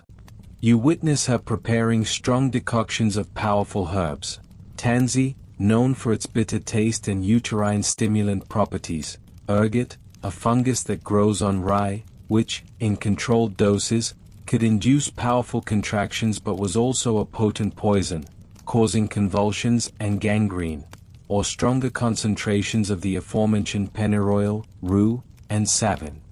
The administration of these was a delicate dance between necessity and near-fatal toxicity. Beyond herbs, physical methods were sometimes employed. You hear whispers of vigorous massage of the abdomen, prolonged hot baths, or even attempts to induce miscarriage through strenuous physical labor or falls. These were crude, often brutal, and incredibly dangerous. The risk of hemorrhage, infection, and irreparable damage to the woman's body, or even her death, was ever present. You are struck by the immense courage and trust required of both the woman seeking help and the midwife providing it. This was not a medical procedure performed in a sterile environment with a clear understanding of anatomy and pharmacology. This was a desperate act, undertaken in secrecy, often with only candlelight and a prayer. The midwife's hands, so gentle in delivering a child, could also be the instrument of its early cessation, a heavy burden she carried with solemn grace. These strange medicines, the very same plants and preparations used to ease menstrual pains, to promote fertility, or to heal other ailments, became tools for ending a pregnancy. You witnessed the duality of her craft, the healing power and the destructive potential residing within the same natural remedies. The knowledge of these plants was a double-edged sword, a testament to the raw, untamed power of nature that she sought to harness. For the medieval midwife, the decision to help a woman terminate a pregnancy was never taken lightly. It was born of deep empathy and a pragmatic understanding of the harsh realities of life.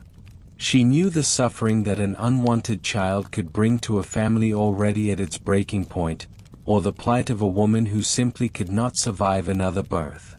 You see her as a woman who transcended the rigid moral strictures of her time, driven instead by a profound commitment to the well-being of the women in her community.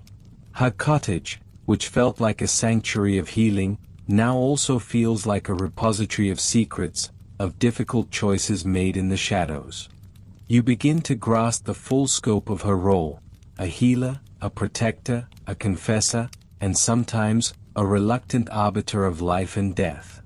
Her presence offered not judgment, but a desperate chance for control in a world where women had so little of it. In these hidden practices, you discover another facet of the medieval midwife's enduring legacy, her unwavering advocacy for women, even when it meant walking a path fraught with danger and moral ambiguity, navigating the uncharted waters of human need with nothing but her knowledge, her courage, and her strange, potent medicines. You step closer to the worn wooden table, where an array of dried herbs and curious objects hints at the true nature of these potent preparations. The air in her cottage carries the lingering scent of many things: wood smoke, dried lavender, and something sharp and earthy, perhaps a root recently crushed.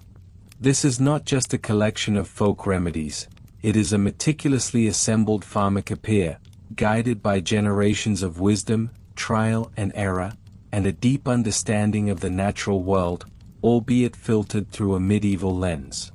Look closely at the jars and pouches. Here, you see familiar plants: chamomile, for its calming properties, perhaps steeped as a tea for anxious mothers. Willow bark, recognized even then for its ability to ease pain, an ancient aspirin for the aches of labor or postpartum recovery. Mugwort, a plant often associated with feminine health, believed to promote menstruation and assist in difficult births, its leaves bundled and dried. These are the straightforward medicines, the ones whose actions we can, in some measure, understand even today. But then your gaze drifts to less conventional ingredients. A small, dark vial might contain a tincture of pennyroyal, a powerful herb known for its ability to induce menstruation. In the right hands, and in carefully measured doses, it could be used to regulate cycles or, more controversially, to terminate an early pregnancy.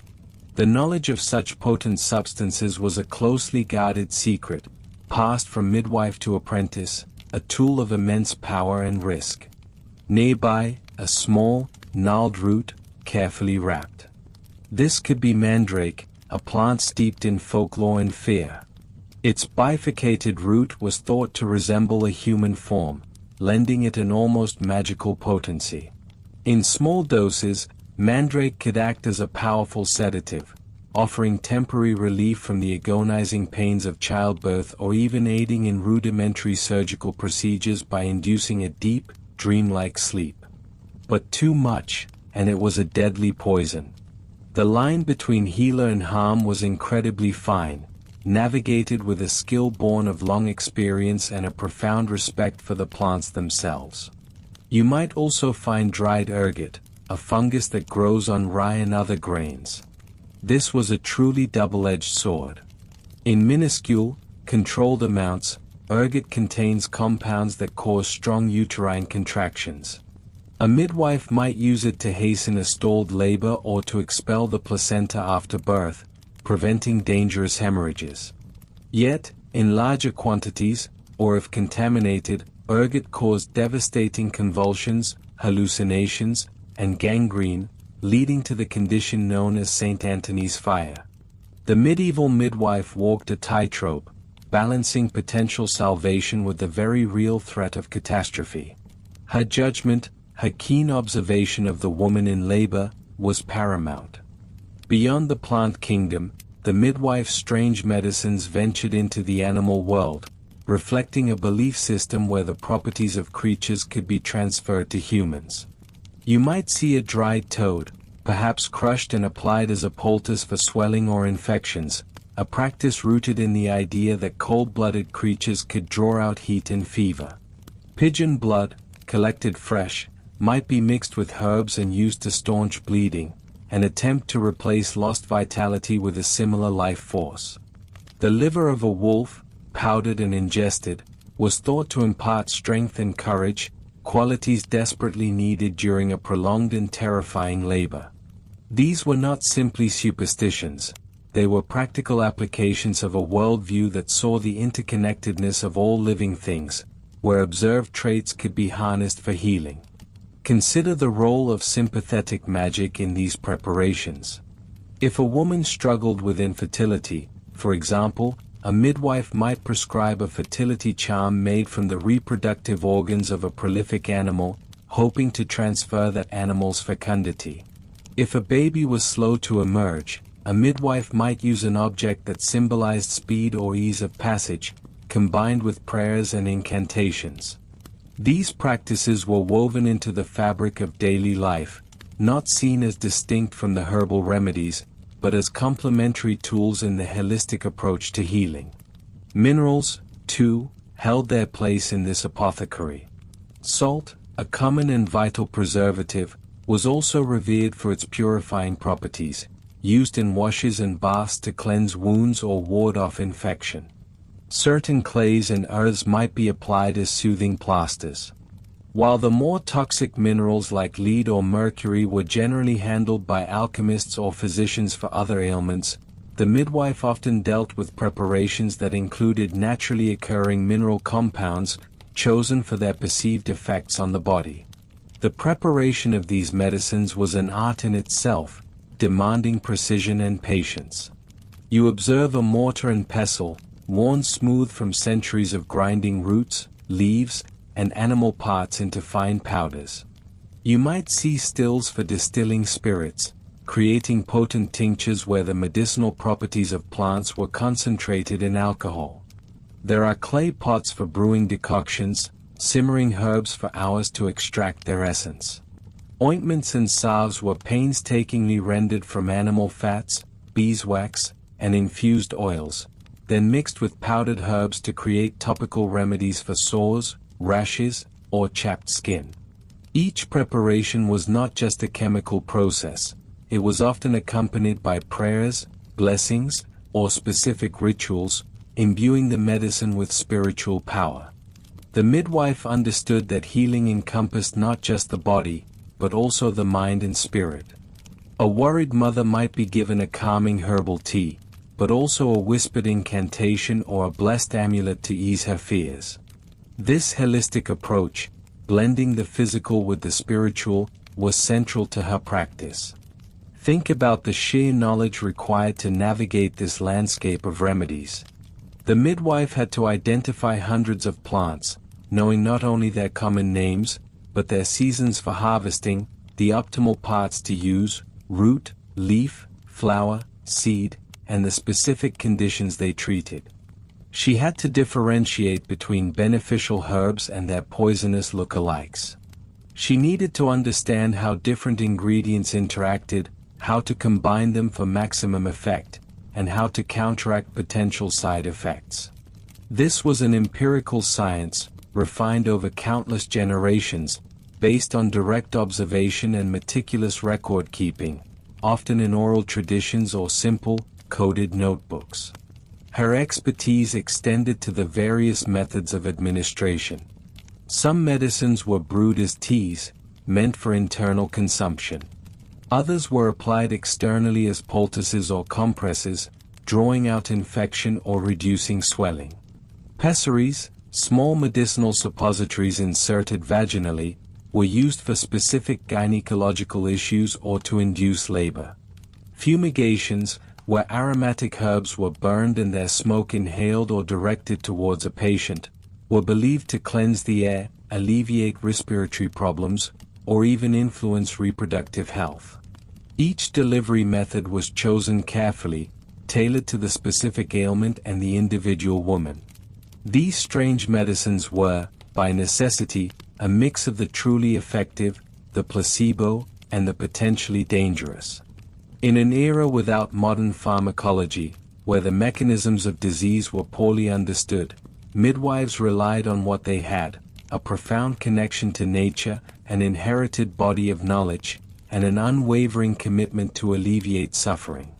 They were healers operating on the very edge of what was known, pushing the boundaries of survival with every carefully chosen leaf, every ground root, every whispered prayer. You begin to appreciate the immense responsibility resting on her shoulders. Every dosage, every combination, every treatment carried a weight of consequence. There were no laboratories for testing, no pharmaceutical companies to guarantee purity or efficacy. Her patients were often desperate, with little other recourse. The trust placed in her was absolute, and she, in turn, placed her trust in the ancient wisdom of the plants and animals, and in her own sharpened instincts. Her medicines were not always pleasant to the taste or appealing to the eye. They were often bitter, pungent, or made from materials that would make a modern person recoil. Yet, they offered hope. They provided tangible actions in the face of helplessness. They embodied the desperate ingenuity of an age that understood healing as a deeply personal, often dangerous, negotiation with the forces of nature and the mysteries of the human body. In this hidden realm of strange and potent medicines, you see the medieval midwife not just as a birth attendant, but as a master alchemist of the natural world, transforming raw materials into remedies, sometimes miraculous, sometimes tragic, but always born of a fierce dedication to her community. Her cottage, filled with these silent witnesses to her craft, hums with the echoes of both efficacy and desperation, a testament to the enduring human quest for healing. She was a practitioner of a medicine that blended science, folklore, and faith, a medicine designed not just to cure, but to comfort, to support, and ultimately, to offer a fighting chance in a world where life was often fragile and fleeting. You stand now at the threshold of life itself, in a room that smells of sweat and fear, herbs and hope. Here, in the flickering light of a medieval dwelling, the drama of childbirth unfolds, a perilous journey for both mother and child. This was not merely a physical event, it was a cosmic struggle, a negotiation between mortal fragility and the relentless forces of nature. Every birth was a gamble, the odds often stacked against a safe passage. Maternal mortality was agonizingly high, infant death a common heartbreak. In this intense crucible of creation, the medieval midwife was not just present, she was the central figure, a beacon of knowledge and resilience. You watch her, her face etched with experience, her hands both gentle and firm. Her cottage might be filled with remedies for various ailments, but none were more critical, more urgently sought, than those designed to aid in the delivery of new life. Her toolkit was not surgical steel, but a blend of centuries of empirical observation, inherited wisdom, and a deep understanding of local flora. She was an expert in the language of the body and the whispers of the earth. When labor began, the midwife's first goal was often to encourage its progress, to ease the intense, rhythmic contractions that pushed life into the world. You might see her brewing a potent concoction of pennyroyal, a herb known for its stimulating properties, believed to bring on or strengthen contractions. It was administered as a warm tea, its sharp, minty aroma filling the air, a scent of urgency and purpose. Or perhaps she would turn to mugwort, another powerful herb, steeped in folklore and medicinal belief. Mugwort was not only thought to aid contractions but also to protect the mother from evil spirits, an ever-present concern in a world where unseen forces were blamed for misfortune. She understood the importance of comfort and support. You might witness her preparing a warm bath infused with soothing herbs like chamomile or lavender, not just for hygiene, but for the relaxation it offered the laboring woman. The gentle warmth could ease muscle tension, providing a momentary respite from the relentless pain. Poultices, warm compresses made from flaxseed or bran, were applied to the lower back and abdomen, their heat intended to relax the muscles and draw out discomfort. She guided the birthing mother through different positions, encouraging movement, recognizing that gravity in specific stances could assist in the baby's descent. You hear her soft murmurs of encouragement, her steady presence an anchor in the storm of pain. But what of the pain itself? While modern analgesia was centuries away, the medieval midwife was not without strategies to lessen suffering. Though dangerous and rarely given in full doses, ingredients like the opium poppy might have been sparingly used in very specific, desperate circumstances, more for extreme medical conditions than routine childbirth due to its high toxicity. Instead, she primarily relied on less potent, but still effective, methods. Strong-smelling salts or vinegars were held to the nose to ward off faintness. Distracting the mother with prayers, stories, or simple rhythmic breathing exercises was a common technique. You see her massaging the mother's temples with an herbal oil, or offering sips of a weak wine infused with calming herbs, hoping to dull the sharpest edges of agony without imperiling the process. The psychological comfort she offered, the reassurance that she was there, a knowledgeable and caring presence, was arguably one of her most potent forms of pain relief. Beyond the physical, the spiritual realm was inextricably woven into every aspect of medieval life, especially childbirth. You might notice an amulet placed near the birthing bed, perhaps a piece of coral or jet, believed to absorb negative energies and protect against malevolent forces. Charms inscribed with prayers or saints' names, particularly those associated with childbirth like Saint Margaret or Saint Anne, were common. Sometimes, an eagle stone, a hollow stone said to rattle when shaken, was tied to the thigh or placed beneath the birthing bed. Folklore held that this stone would prevent miscarriage and ensure an easy delivery. While modern science dismisses their direct medical effect, these items provided immense psychological solace, a sense of protection and divine intervention in a situation that felt overwhelmingly out of human control. They were anchors of faith in a sea of uncertainty. If labor proved stubbornly slow or stalled, the midwife would turn to more assertive remedies. You might see her prepare a decoction of savory or parsley, herbs believed to have strong emmenagogic properties, stimulating blood flow and encouraging uterine contractions. Rue, a powerful and often dangerous herb, was sometimes used with extreme caution to induce menstruation or labor, though its toxicity meant it was employed only in dire circumstances by the most experienced practitioners. She might even resort to fumigations, burning certain herbs like juniper or frankincense near the birthing mother, believing the smoke would have a physiological effect or drive away evil spirits hindering the birth. These were desperate measures for desperate times. The moment of birth, the triumphant arrival of a new soul, was not the end of the midwife's duties. Her care extended into the crucial postpartum period, for both mother and infant. You observe her attending to the expulsion of the placenta, a critical step to prevent hemorrhage. Remedies to staunch bleeding were paramount. Shepherd's purse, a common weed, was highly valued for its astringent properties, often brewed into a strong tea. Nettles, too, were used for their ability to promote clotting and enrich the blood. For the new mother, she had remedies to encourage milk flow, vital for the baby's survival. Fenugreek, with its distinctive maple-like aroma, was a popular choice, often consumed as a tea or added to food. Dill and anise were also employed to stimulate lactation. To aid in the mother's physical recovery, promoting healing of any tears or wounds, comfrey, known as knit bone for its healing properties, was applied as a poultice or infused into washes. Vaginal steams, using herbs like yarrow or raspberry leaves, were thought to cleanse and soothe. The newborn also received her meticulous attention. The cutting and tying of the umbilical cord was a sacred act, and she possessed a variety of salves and powders, often herbal, to prevent infection.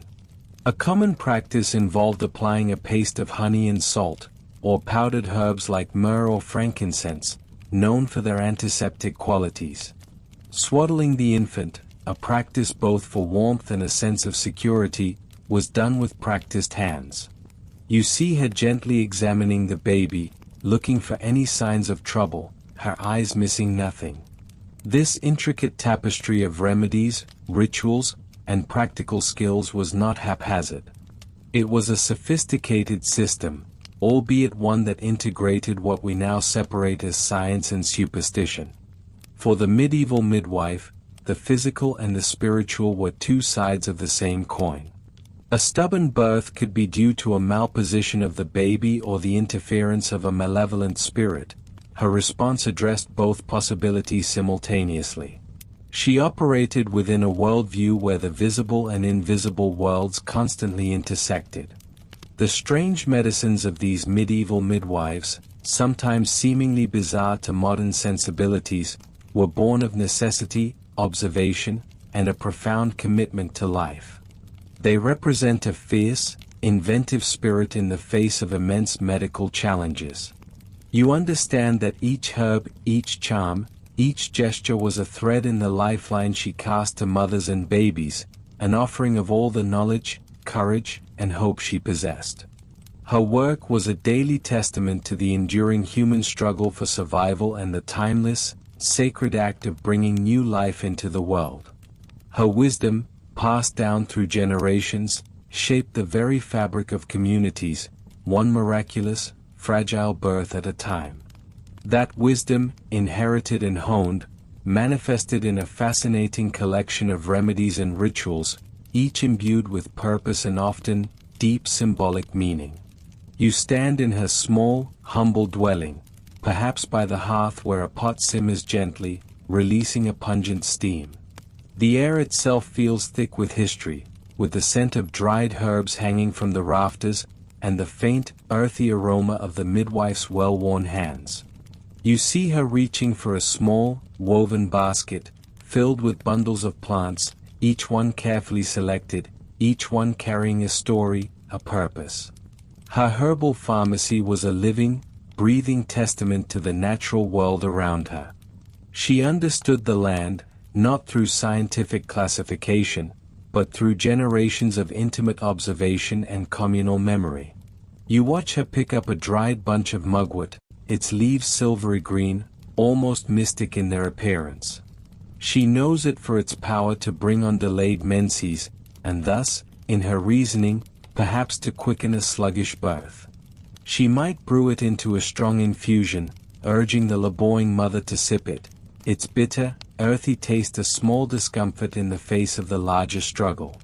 Or perhaps she guides the mother to inhale its steam, hoping its essence would penetrate deeply, coaxing the reluctant child into the world.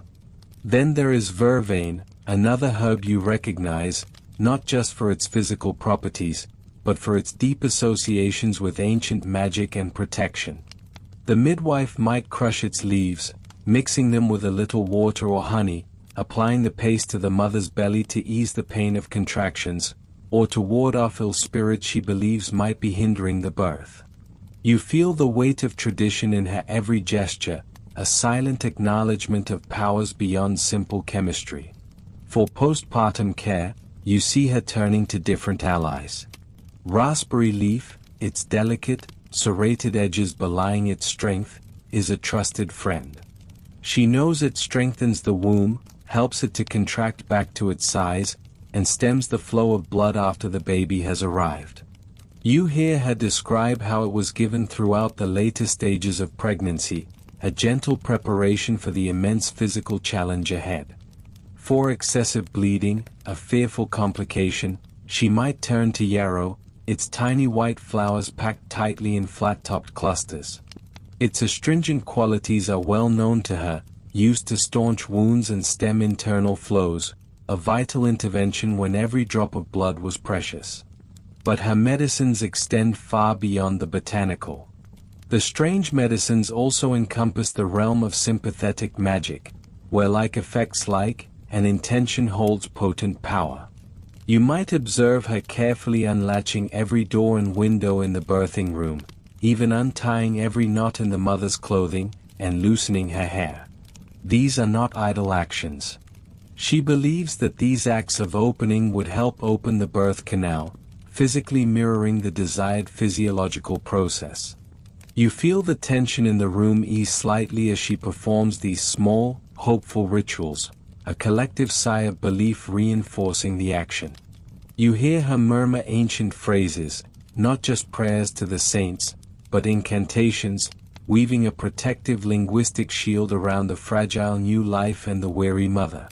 These words, often passed down in hushed tones from her own mother and grandmother, are imbued with centuries of collective hope and fear.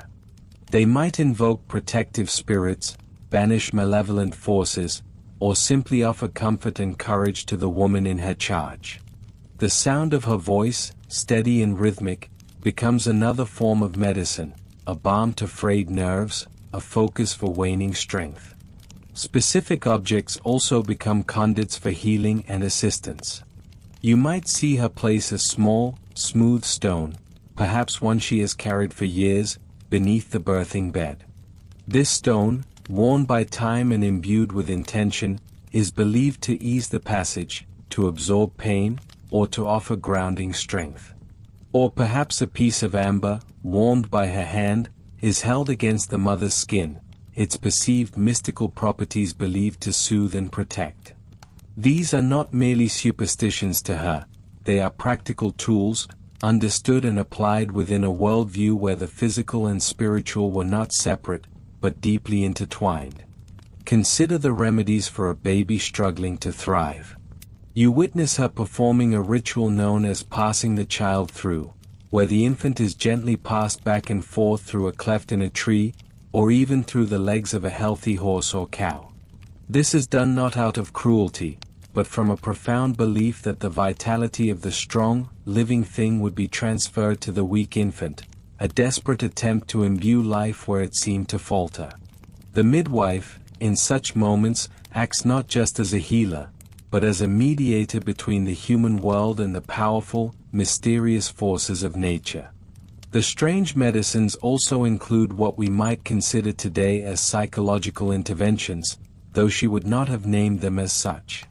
Her unwavering presence, her calm demeanor, her experienced touch, all contribute to the mother's sense of safety and confidence.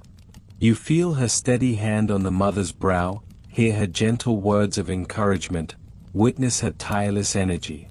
This constant support, the reassurance that she is not alone, that help is at hand, is perhaps one of the most potent medicines she possesses. Her medicines extended to the very environment. You might see her carefully stoking the fire, ensuring the birthing room is warm, knowing that warmth helps relax muscles and encourages blood flow. She might offer a warm bath or a steaming herbal poultice to apply to the lower back, providing physical comfort and relief from pain. These interventions, simple yet profound, are rooted in an intuitive understanding of the body's needs during labor. Hydration, too, is key. She offers sips of broth, water, or weak herbal teas, understanding that sustained effort requires sustenance, though she might attribute the energy boost to the spiritual qualities of the ingredients rather than just their nutritional value. You begin to understand that the term strange is a judgment born of a different time, a different understanding of the universe.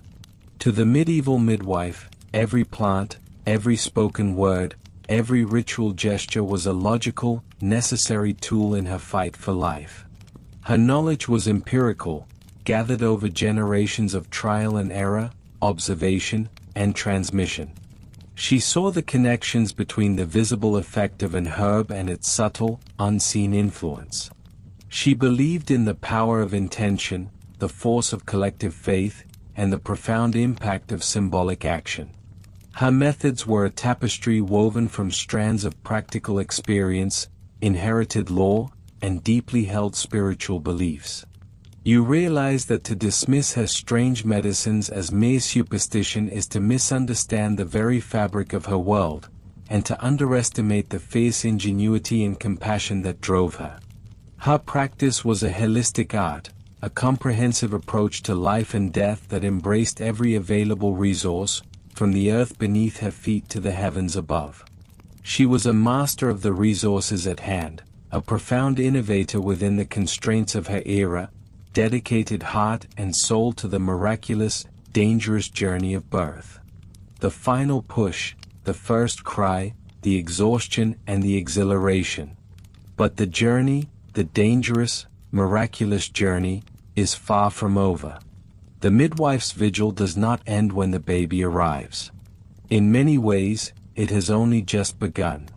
The period immediately following birth, for both mother and child, was fraught with perils that modern medicine has only recently begun to understand and mitigate. Here, in the quiet aftermath of creation, the midwife became the ultimate guardian, the keeper of the cradle, tasked with guiding two fragile lives through their most vulnerable moments. You stand by the bedside, the air still thick with the scent of exertion and new life.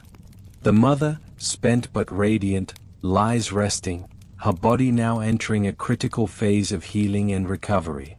For her, the midwife's strange medicines turned to regeneration and protection.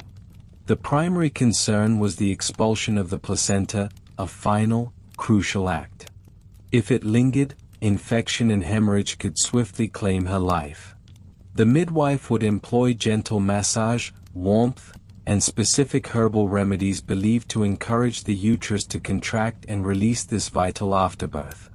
You might see her offering a warm drink infused with herbs like shepherd's purse or cinnamon, known for their uterine stimulating properties. These were not random choices. They were distilled wisdom, passed down through generations of observing nature's intricate dance with the human body. Then came the battle against infection, the invisible enemy that lurked in every shadow. Puerperal fever, often called childbed fever, was a dreaded killer, claiming countless mothers' lives. Without understanding microscopic germs, the midwife still understood the importance of cleanliness, however rudimentary by today's standards. She would meticulously clean the birthing space and attend to the mother's wounds. You might observe her preparing herbal washes, perhaps with comfrey or plantain, steeped in warm water, to soothe and cleanse the perineum. These herbs were not just for comfort, they were believed to have healing, antiseptic properties, drawing out impurities and promoting tissue repair. A fresh linen might be placed beneath the mother, perhaps even a poultice applied to her belly, filled with warming herbs or spices to ward off chill and encourage the womb's return to its proper size. Rest and nutrition were paramount. The midwife, having overseen the most strenuous physical feat a woman can endure, would insist on quiet, warmth, and easily digestible, nourishing foods. You might be offered a rich broth, perhaps a gruel made from oats or barley, fortified with eggs or root vegetables. These were not mere comfort foods, they were vital sources of energy and nutrients, essential for restoring the mother's strength and establishing her milk supply.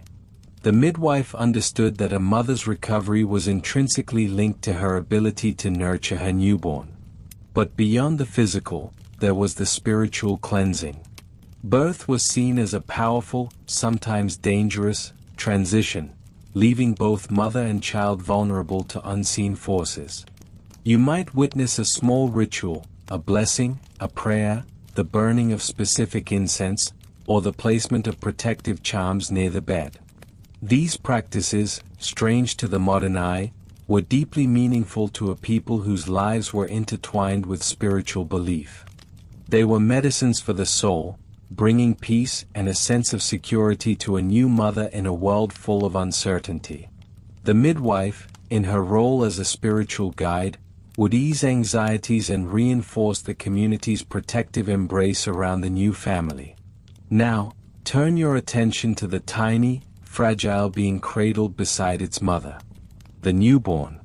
Here, the midwife's role shifted from overseeing a powerful bodily process to safeguarding a delicate, utterly dependent life. Infant mortality was tragically high in the medieval world, a stark reality that shaped every aspect of newborn care. Every measure, no matter how peculiar it seems now, was driven by a fierce desire for survival.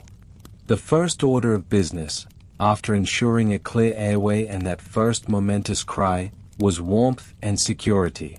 You would see the baby carefully swaddled, a practice not just for comfort, but to simulate the confined warmth of the womb, to prevent chilling, and to provide a sense of security. The midwife might apply a bit of warmed oil or animal fat to the baby's skin, not merely for softness, but to create a protective barrier against the elements and to aid in cleaning. The umbilical cord, a direct link to life, was treated with utmost care. After being tied with a clean thread, it might be cauterized gently or dressed with a poultice of powdered herbs, ashes, or even a bit of spider web, all believed to prevent bleeding and infection. The intention was to ensure it dried and detached cleanly, protecting this vulnerable entry point into the baby's body. The first feeding was crucial. The midwife understood the power of colostrum, the nutrient-rich first milk, even if she did not know the science behind its antibodies. She would encourage the mother to offer her breast early, guiding the baby to latch. If the mother was too weak or unable to nurse, the midwife's knowledge extended to finding a wet nurse, a vital service in an era without formula. The survival of the infant often rested on this critical decision. Infant ailments were common and often fatal. Colic, teething pain, fevers, and respiratory illnesses preyed on the tiny bodies. The midwife had her arsenal of remedies.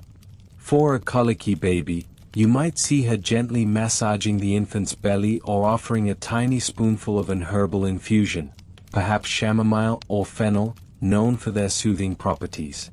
For cradle cap, a mild oil or a decoction of herbs might be applied to the scalp.